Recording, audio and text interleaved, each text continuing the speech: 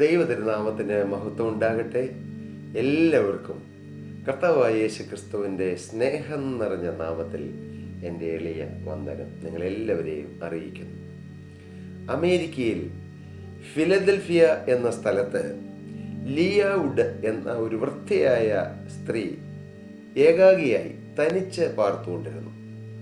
അവൾ വളരെ സമ്പന്നയായിരുന്നു.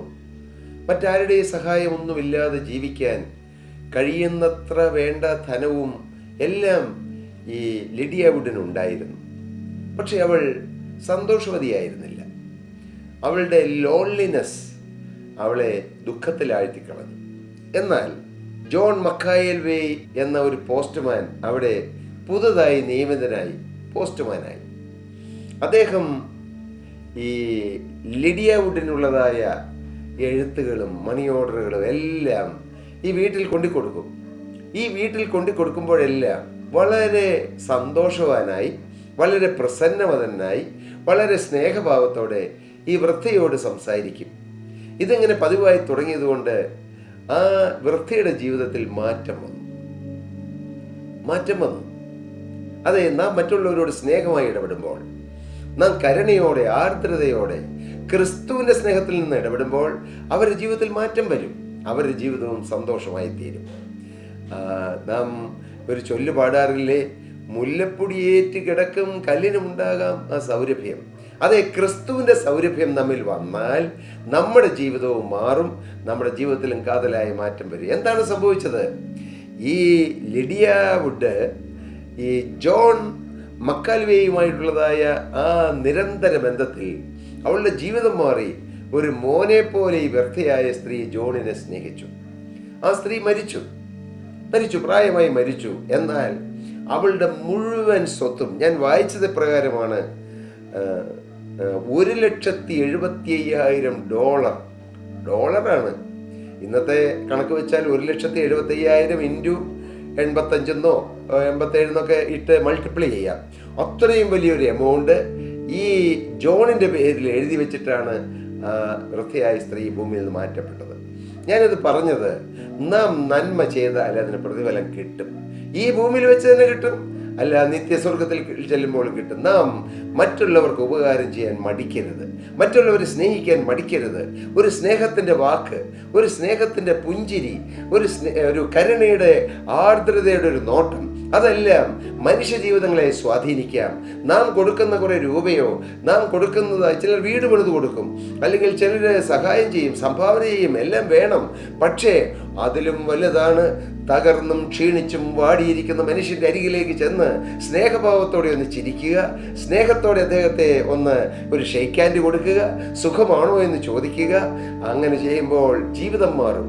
പ്രിയപ്പെട്ടവരെ, അത് സമൂഹത്തിൽ തുടങ്ങുന്നതിന് മുമ്പ് നമ്മുടെ കൊച്ചു വീട്ടിൽ തുടങ്ങണം. പ്രിയ ഭർത്താക്കന്മാരെ, നിങ്ങളുടെ ഭാര്യമാരോടൊന്ന് സ്നേഹമായി സംസാരിച്ച് നോക്ക്, ജീവിതം മാറും, കുടുംബം മാറും. പ്രിയ സഹോദരി, നീ നിന്റെ ഭർത്താവിന് മുമ്പിൽ ഒരു സ്നേഹമായി, വാത്സല്യമായി ഒന്ന് പെരുമാറി നോക്ക്. ആ ഭർത്താവിൻ്റെ ജീവിതം മാറും. നിങ്ങൾ മാതാപിതാക്കളെ, നിങ്ങളെ കുഞ്ഞുങ്ങളെ സ്നേഹിക്കുകയും അവരെ കരുതുകയും അവരോട് സ്നേഹഭാവത്തോടെ പെരുമാറുകയും ചെയ്ത് നോക്കൂ, അവരുടെ ജീവിതം മാറും. നാം കുറ്റപ്പെടുത്തുന്ന വാക്കുകൾ മാത്രം പറഞ്ഞ് ആ കുറ്റങ്ങളിലേക്ക് മാത്രം വിരൽ ചൂണ്ടി, അവരുടെ നേരെ വിരൽ ചൂണ്ടി അവരുടെ കുറ്റങ്ങളും, കൊച്ചു കൊച്ചു കുറ്റങ്ങളും, അവരുടെ പരാജയങ്ങളെല്ലാം പൊക്കിയെടുത്ത് അവരെ കുറ്റപ്പെടുത്തുന്ന പ്രകൃതമാണെങ്കിൽ അവർ നമ്മിൽ നിന്ന് അകന്നകന്നു പോകും. സ്നേഹം, ആ സ്നേഹത്തിൻ്റെ മൂർത്തിഭാവമാണ് ക്രിസ്തു. ക്രിസ്തുവിൻ്റെ സ്നേഹം, മനുഷ്യ സ്നേഹമല്ലത്. ക്രിസ്തു ജീവൻ തന്ന് നമ്മെ സ്നേഹിച്ചു. ആ സ്നേഹത്തിലൂടെ നാം മറ്റുള്ളവരെ സ്നേഹിക്കാൻ തുടങ്ങുമ്പോൾ അനേകർ ക്രിസ്തുവിൻ്റെ കാൽവറിയിലെ സ്നേഹം കണ്ടെത്തും. ആ സ്നേഹം കണ്ടെത്തിയാൽ അവരുടെ ജീവിതം ധന്യമായി തീരും. ഒരുപക്ഷെ കടബാധ്യതയുടെ മധ്യത്തിലൂടെ, ഞെരുക്കത്തിൻ്റെ മധ്യത്തിലൂടെ, രോഗത്തിൻ്റെ പ്രതിസന്ധികളിലൂടെ, മറ്റുള്ളവരെതിരായി എന്നുള്ളതായ ആ ലോൺലിനെസ്സിൻ്റെ മധ്യത്തിലൂടെയായിരിക്കും പലരും കടന്നു പോകുന്നത്. എന്നാൽ ലിഡിയ വുഡിനെ സ്നേഹിച്ച ജോൺ മക്കാൽവേ എന്ന ആ പോസ്റ്റ്മാനെ പോലെ നമുക്ക് നല്ലത് ചെയ്യാം. As you so you റീപ്പ്. നാം വിതച്ചതയെ കൊയ്യുകയുള്ളൂ. നാം നന്മ വിതച്ചാൽ നന്മ കൊയ്യും, തിന്മ വിതച്ചാൽ തിന്മയെ കൊയ്യുകയുള്ളൂ. അതുകൊണ്ട് നമുക്ക് നന്മ വിതയ്ക്കുന്നവരായി തീരാം. ഞാൻ ആമുഖമായി ഇത് പറഞ്ഞു എന്ന് മാത്രമേ ഉള്ളൂ.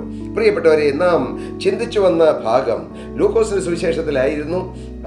എലിസബത്തിനെ കുറിച്ചും സക്കറിയാവിനെ കുറിച്ചും. സക്കറിയാവിന് ദൈവത്തിന്റെ അരുളപ്പാട് കിട്ടി, വാഗ്ദത്തം കിട്ടി. ഹല്ലേലൂയ. പക്ഷേ സക്കറിയാവ് അല്പം ഒന്ന് സംശയിച്ചു. ആ സംശയിച്ചതുപോലെ എന്ത് സംഭവിച്ചു? ഈ സക്കറിയാവ് ഊമനായിപ്പോയി, സംസാരിക്കാൻ കഴിവില്ലാത്തവനായിപ്പോയി. ഞാൻ നിങ്ങളോടൊരു ആത്മീയ മർമ്മം പറയാം. ജീവനുള്ള ദൈവത്തിന്റെ വചനം നിങ്ങൾ വിശ്വസിക്കാതെ വന്നാൽ, ദൈവം നമുക്ക് വ്യക്തിപരമായി തരുന്ന വാഗ്ദത്തങ്ങൾ വിശ്വസിക്കാതിരുന്നാൽ നാം മൂകരായി പോകും, ഊമരായി പോകും. ഒരുപക്ഷെ പുറമേയുള്ള ശബ്ദം നിൽക്കണമെന്നല്ല ഞാൻ പറഞ്ഞത്, ആന്തരികമായി ആത്മാവിൽ നാം മിണ്ടാട്ടമില്ലാത്തവരായി പോകും. എന്ത് ചെയ്യണം? ദൈവം തന്റെ വാഗ്ദത്തം തന്റെ വ്രതന്മാരിലൂടെ പറയുമ്പോൾ ആമേൻ പറഞ്ഞ് സ്വീകരിക്കണം. അത് ഞാൻ അക്സെപ്റ്റ് ചെയ്യുന്നു കർത്താവേ, ഞാനത് സ്വീകരിക്കുന്നു. വേദപുസ്തകത്തിൽ അതിന് തെളിവുണ്ട്. ശമൂവേൽ ബാലനോട് ജീവനുള്ള ദൈവം സംസാരിച്ചപ്പോൾ ശമൂവേൽ എന്താണ് പറഞ്ഞത്? യഹോവേ, അടിയൻ കേൾക്കുന്നു. സംസാരിച്ചാലും കർത്താവേ ഞാൻ കേൾക്കുകയാണ്. കേൾക്കുക എന്ന് പറഞ്ഞാൽ വെറുതെ ചെവി കൊണ്ട് കേൾക്കുക മാത്രമല്ല, ഞാൻ ഹൃദയം കൊണ്ട് അത് അംഗീകരിക്കുകയാണ്. നമുക്ക് ദൈവത്തിൻ്റെ വചനം വായിക്കുമ്പോഴും വചനം കേട്ടുകൊണ്ടിരിക്കുമ്പോഴും നിങ്ങൾക്ക് ഇതൊന്ന് അക്സെപ്റ്റ് ചെയ്യാമോ? ഇന്ന് ഈ പകൽക്കാലവും, ഇന്ന് ഈ പ്രഭാത സമയവും, ഇന്നൊരു പക്ഷേ നിങ്ങൾ ഈ വചനം കേൾക്കുന്നത് ഉച്ചയ്ക്കായിരിക്കാം, രാത്രിയായിരിക്കാം, ഡ്രൈവ് ചെയ്തുകൊണ്ടായിരിക്കാം. എപ്പോഴാണെങ്കിൽ നിങ്ങൾ ഈ വാക്കുകൾ കേട്ടുകൊണ്ടിരിക്കുമ്പോൾ, പ്രിയ സഹോദരി സഹോദരങ്ങളെ, നിങ്ങൾക്ക് വ്യക്തിപരമായി കർത്താവ് തരുന്ന വാഗ്ദത്തം നിങ്ങൾ റിസീവ് ചെയ്യണം. മോനെ, നിന്റെ ഭാവിയെക്കുറിച്ച് പ്രത്യാശയുണ്ട്. നിങ്ങൾക്ക് ആമേൻ പറഞ്ഞ് സ്വീകരിക്കാമോ? മകളെ, നിന്റെ ഭാവിയെക്കുറിച്ച് പ്രത്യാശയുണ്ട്. ഇത് വചനമാണ്. യിരെമ്യാ പ്രവാചകന്റെ പുസ്തകത്തിൽ പറയുന്നു, നിന്റെ ഭാവിയെക്കുറിച്ച് പ്രത്യാശയുണ്ട് എന്ന്. നിന്റെ മക്കൾ, നഷ്ടപ്പെട്ടു പോയ മക്കൾ തിരികെ വരും. മദ്യപാനത്തിൽ അകപ്പെട്ടു പോയ നിന്റെ മക്കൾ തിരികെ വരും. നിനക്ക് സൗഭാഗ്യമുണ്ടാകും. നിന്റെ ഭാര്യ ഒരു മകനെ പ്രസവിക്കും. കാലം തീർന്നിട്ടില്ല മോനെ. നീ ചിന്തിക്കുന്നത് എൻ്റെ കാലമൊക്കെ തീർന്നു, സമയമൊക്കെ തീർന്നു, ഇനി സാധ്യതകളില്ല എന്നാണ് മകളെ നീ പറയുന്നതെങ്കിൽ, പ്രിയ മകനെ, നിന്റെ വിഷയത്തിലേക്ക്, പ്രശ്നങ്ങളിലേക്ക് നോക്കിയിട്ട് സാധ്യതയില്ല, സാധ്യതയില്ല, സാധ്യതയില്ല എന്ന് നീ നിന്നോട് തന്നെ ചില നെഗറ്റീവ് വാക്കുകൾ പറഞ്ഞ് ഇരിക്കുകയാണെങ്കിൽ, ഇന്ന് ജീവനുള്ള ദൈവത്തിന്റെ കൃപയിൽ ആശ്രയിച്ച് ഞാൻ നിന്നോട് പറയാം, അസാധ്യതകളെ സാധ്യമാക്കുന്നവനാണ് ക്രിസ്തു. സാധ്യതയുണ്ട്. നിങ്ങൾ പറയണം, അസാധ്യത്തിന്റെ മധ്യത്തിൽ നിങ്ങൾ കർത്താവിന്റെ സന്നിധിയിൽ പറയണം, സാധ്യതയുണ്ട്, സാധ്യതയുണ്ട്. എൻ്റെ ദൈവം പ്രവർത്തിക്കും, എൻ്റെ ജീവിതം മാറും, എന്നെ കർത്താവ് അനുഗ്രഹിക്കും, എൻ്റെ ജീവിതത്തിൽ വൻ കാര്യങ്ങൾ ചെയ്യാൻ കർത്താവിന് കഴിയും. അങ്ങനെയൊന്ന് പറഞ്ഞു നോക്കൂ പ്രിയരെ, ഒന്നും നഷ്ടമില്ല. When you change your thinking, you change your belief. When you change your belief, you change your expectation. When you change your expectation, you change your attitude. When you change your attitude, you change your performance. When you change your performance, you change your behavior. When you change your behavior, you change your character. When you change your character, you change your life. John Maxwell പറഞ്ഞതാണത്. John Maxwell ഇത്രയും പറഞ്ഞിട്ട് full stop ഇട്ടു.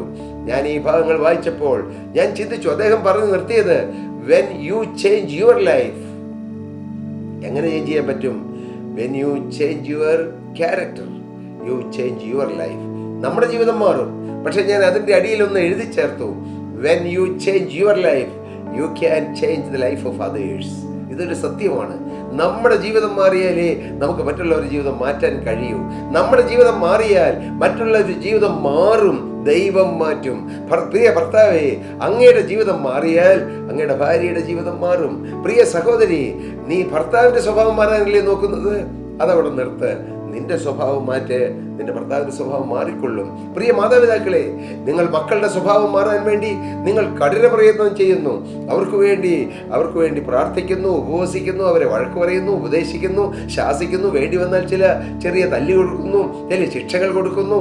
ഇതൊന്നുമല്ല, അത് ചെയ്തുകൊള്ളൂ, അതെൻ്റെ പ്രായോഗിക തലത്തിൽ ചെയ്തുകൊള്ളൂ. പക്ഷേ അവരെ സ്നേഹിക്കുക, അവരെ കരുതുക, അവർക്ക് വേണ്ടി കരുതുക, അവരെ ചേർത്ത് പിടിക്കുക, വാത്സല്യിക്കുക. A family prays together, stays together. A family eat together, also stays together. ഒരുമിച്ച് പ്രാർത്ഥിക്കുക, ഒരുമിച്ച് ഭക്ഷണം കഴിക്കുക, ഒരുമിച്ചിടയ്ക്ക് ട്രാവൽ ചെയ്യുക, ഒരുമിച്ചിരുന്ന് ഡിസ്കസ് ചെയ്യുക. അങ്ങനെ ചെയ്താൽ കുടുംബം സ്വർഗമാകും. ഞാനിത് പറയുന്നത് എൻ്റെ കുടുംബത്തിൽ നിന്ന് 4 തലമുറകളുണ്ട്. 87 വയസ്സിലേക്ക് അടുക്കുന്ന എൻ്റെ പിതാവും 85 വയസ്സിലേക്ക് അടുക്കുന്ന എൻ്റെ മാതാവും, അങ്ങനെ അവർ സീനിയറായിട്ട് ഞങ്ങളുടെ കുടുംബത്തിലുണ്ട്. എന്നാൽ തൊട്ട് താഴെ ഞങ്ങൾ മക്കൾ, ഞാനും എൻ്റെ ഭാര്യയും, ഞങ്ങൾ കുടുംബം. ഞങ്ങൾക്ക് ദാനമായി തന്ന 3 ആൺകുഞ്ഞുങ്ങൾ. പ്രിയപ്പെട്ടവരെ, മൂത്ത മോൻ വിവാഹം കഴിച്ചുകൊണ്ട് വന്ന മോൾ, ഞങ്ങളുടെ മൂത്ത മോനെ ഉണ്ടായ ഞങ്ങൾക്ക് ദൈവം ദാനമായി തന്ന കൊച്ചുമോൻ തീമോത്തി. അങ്ങനെ ഞങ്ങൾ എല്ലാവരും, മൂത്ത മോൻ സാം ബിടെക് കഴിഞ്ഞു, അനുഗ്രഹിക്കപ്പെട്ട ജീവിതം നയിക്കുന്നു. കർത്താവിന്റെ ദൈവവേലയിലായിരിക്കുന്നു, സ്വന്തമായി ജോലി ചെയ്യുന്നു. രണ്ടാമത്തെ മോൻ ഡോക്ടർ ടോം, അദ്ദേഹം MBBS കഴിഞ്ഞു, MDക്ക് വേണ്ടിയിട്ട് നോക്കിക്കൊണ്ടിരിക്കുന്നു. ഇളയ മോൻ MBBS ഇപ്പോൾ ഹൗസ് സർവീസ് ചെയ്യുന്നു, AIIMS All India Institute of Medical സയൻസിൽ. ഞാനതൊന്നും അഭിമാനമായിട്ടോ അഹങ്കാരമായിട്ടോ നിങ്ങളുടെ മുമ്പിൽ ഉയർത്തി പറയുകയോ ചെയ്യുന്നതല്ല. ഞാൻ ഈ വാക്ക് പറയുമ്പോൾ എനിക്കറിയാം, എന്നെ ഉയർത്തിയ കരത്തെ എനിക്കറിയാം. കുപ്പയിൽ നിന്ന് എന്നെ ഉയർത്തിയൊരു കരമുണ്ട്. ആ കരത്തെ ഓർത്തുകൊണ്ടും ആ ദൈവത്തെ നന്ദിയോടെ സ്തുതിച്ചുകൊണ്ടും ആ കർത്താവിന് മഹത്വം കരറ്റിക്കൊണ്ടാണ് ഞാൻ ഈ വാക്കുകൾ പറയുന്നത്. അതേ, ഇന്ന് ഞങ്ങളുടെ കുടുംബം സ്വർഗമാണ്. 4 തലമുറകൾ ഞങ്ങൾ ഒരുമിച്ച് പ്രാർത്ഥിക്കും, ഒരുമിച്ച് കൂട്ടായ്മ ആചരിക്കും, ഒരുമിച്ച് കർത്താവിൻ്റെ വചനം ധ്യാനിക്കും, ഞങ്ങൾ ഒരുമിച്ച് ഭക്ഷണം കഴിക്കും. ഇന്ന് ഞങ്ങളുടെ കുടുംബ സ്വർഗമാണ് പ്രിയരെ. ഒരു കാലത്ത് നരകമായിരുന്നു, നരകത്തിൻ്റെ പര്യായമായിരുന്നു. അതെന്താണെന്നെല്ലാം പിന്നീട് ഞാൻ വിശദമായി നിങ്ങളോട് പറയാം. നരകത്തിൻ്റെ പര്യായമായിരുന്നു ഞങ്ങളുടെ കുടുംബത്തെ മാറ്റി സ്വർഗത്തിൻ്റെ പര്യായമാക്കി മാറ്റിയ യേശു ക്രിസ്തു ജീവിക്കുന്നു. ആ യേശു നിങ്ങളുടെ കുടുംബത്തെ മാറ്റും. എൻ്റെ കുടുംബത്തെ മാറ്റിയ, എൻ്റെ ജീവിതത്തെ മാറ്റിയ യേശു, മകളെ നിന്റെ ജീവിതം മാറ്റും, മകനെ നിന്റെ ജീവിതം മാറ്റും, യൗവനക്കാരൻ നിന്റെ ജീവിതം മാറ്റും. നിന്റെ ജീവിതം നഷ്ടപ്പെടുത്തരുത്, ആത്മഹത്യ ചെയ്ത് ജീവിതം നശിപ്പിക്കരുത്. ജീവിതം ക്രിസ്തുവിന് കൊടുക്കൂ, യേശുവിൻ്റെ ആടിപ്പഴുതുള്ള കാര്യങ്ങളിലേക്ക് കൊടുക്കൂ. ഇപ്പോൾ നിങ്ങളുടെ മുമ്പിൽ വന്ന് സ്നേഹാർദ്രവാനായി സ്നേഹാർദ്ര കരം നീട്ടിക്കൊണ്ട് യേശു നിങ്ങളുടെ മുമ്പാകെ നിൽക്കുകയാണ്. ആ കരത്തിൽ ആണിപ്പഴുതുണ്ട്, ആ കരങ്ങളിലേക്ക് ജീവിതം കൊടുക്കൂ. മകനെ, ആണിപ്പഴുതേറ്റത് നിനക്ക് വേണ്ടിയിട്ടാണ്, നിന്നെ വിടുവിക്കാൻ, നിന്നെ രക്ഷിക്കാൻ, നിനക്ക് സൗഭാഗ്യ ജീവൻ തരാൻ. കർത്താവിൻ്റെ ആണിപ്പഴുതുള്ള കരം നമുക്ക് വേണ്ടി, കർത്താവിൻ്റെ കരം ആണിപ്പഴുതേറ്റു. ആ കരപ്പോൾ നിങ്ങളുടെ മുമ്പിൽ വന്ന് കെഞ്ചുകയാണ്, മോനെ നിന്റെ ജീവിതം എനിക്ക് തരാമോ, മോളെ നിന്റെ ജീവിതം എനിക്ക് തരാമോ, യൗവനക്കാരായ നിന്റെ ജീവിതം എനിക്ക് തരാമോ, മാന്യ യുവാവായ നിന്റെ ജീവിതം എനിക്ക് തരാമോ, കടബാധയിൽ വലിയ മകനെ നിന്റെ ജീവിതം എനിക്ക് തരാമോ, നിരാശയിൽ കഴിയുന്ന പ്രിയ സഹോദരി നിന്റെ ജീവിതം എനിക്ക് തരാമോ എന്ന് ചോദിച്ചുകൊണ്ട് യേശു ക്രിസ്തുവിന്റെ മുന്നിൽ നിൽക്കുന്ന ഈ സമയം, യേശുവേ എൻ്റെ ജീവിതം അങ്ങേക്ക് തരുന്നു, ഒന്ന് പറയൂ. യേശുവേ എൻ്റെ ജീവിതം ഞാൻ അങ്ങേക്ക് തരുന്നു, അങ്ങയുടെ പാദപീഠത്തിൽ വെക്കുന്നു. അങ്ങനെ നിങ്ങൾ പറഞ്ഞാൽ കർത്താവ് നിങ്ങളെ അനുഗ്രഹിക്കും. ഞാൻ നിങ്ങൾക്ക് വേണ്ടി പ്രാർത്ഥിക്കാം.